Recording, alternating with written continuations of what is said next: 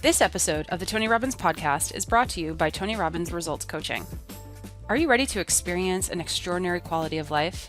Or maybe you're already doing well, but you know you can take your life to a whole new level. To do that, you have to set yourself up to win.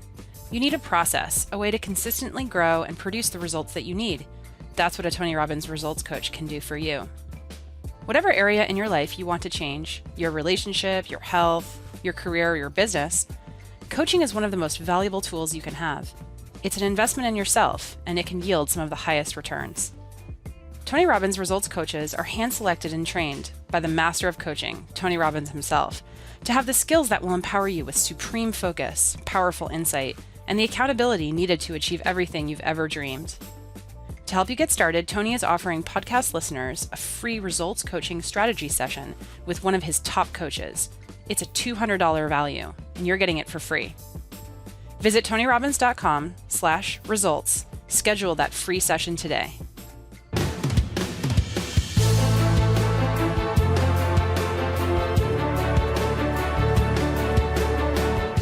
What do the greatest leaders of all time have in common?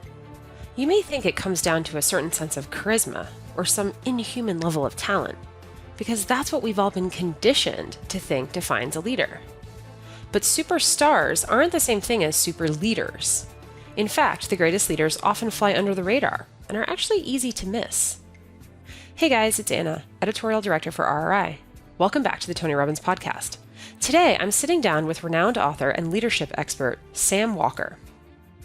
A former reporter, sports columnist, and sports editor, Sam founded the Wall Street Journal's prize-winning daily sports coverage.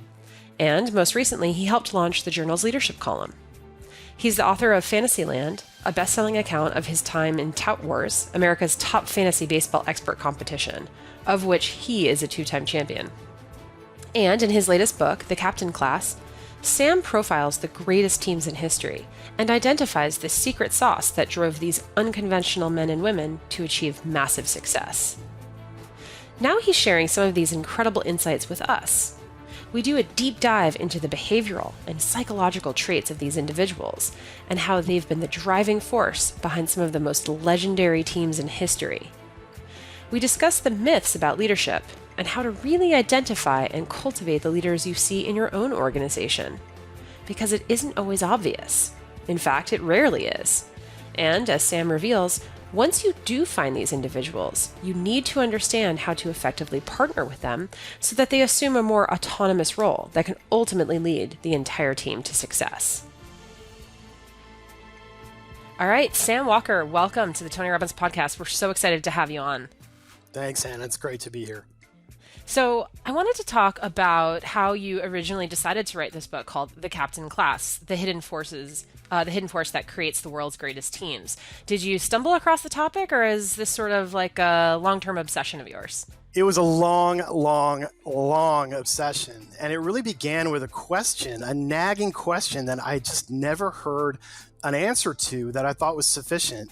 So the story is I worked for the Wall Street Journal, and for about 10 years, I was a sports columnist. And my beat really was big championships, big events. And I was lucky enough to go all over the world and cover all kinds of events. And what I did was spend a lot of time with great teams at the top of their game.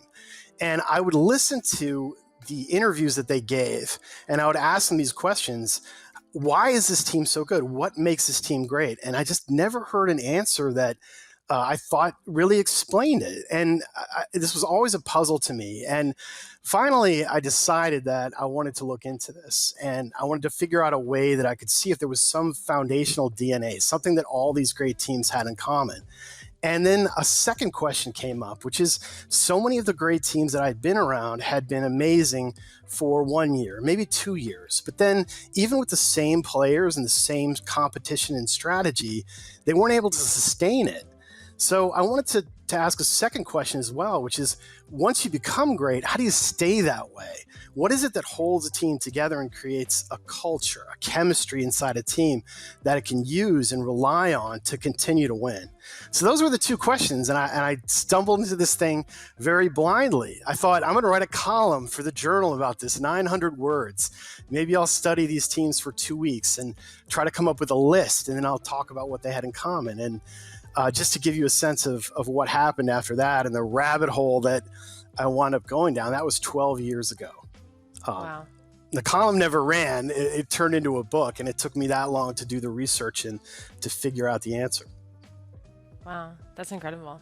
So, one of the stories that you open the book with is about this sort of tipping point in, I'll say soccer, but it's football for the rest of the world, in the world of soccer / football.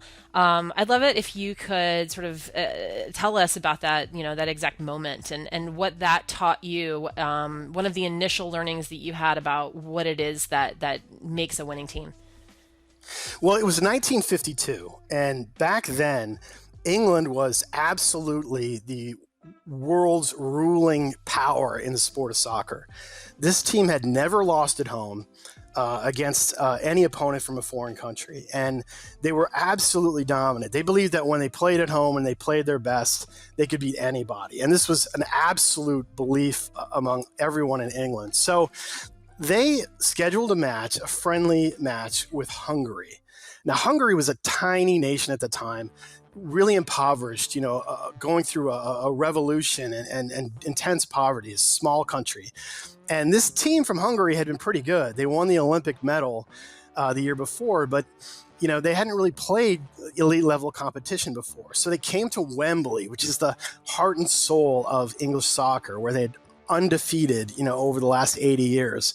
And everyone thought that it was going to be an absolute trouncing. The odds before the match were 500-1 in favor of the English. Nobody thought these Hungarians had a chance at all.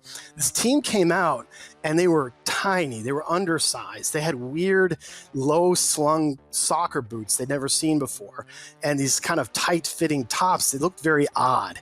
No one was impressed by them. The English were even more confident when they walked out.